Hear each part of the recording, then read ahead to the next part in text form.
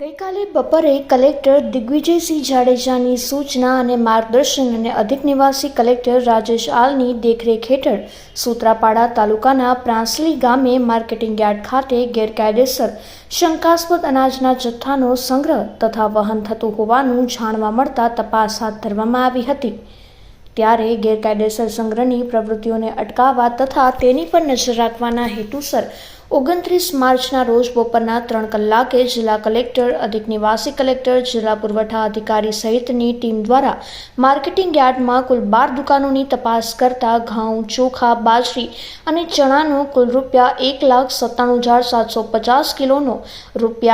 ₹64,32,850નો ગેરકાયદેસર શંકાસ્પદ અનાજનો જથ્થો મળી આવ્યો હતો। આ સાથે તેની હેરફેર માટેની બોલેરો પિકઅપ સીઝ કરવામાં આવી હતી।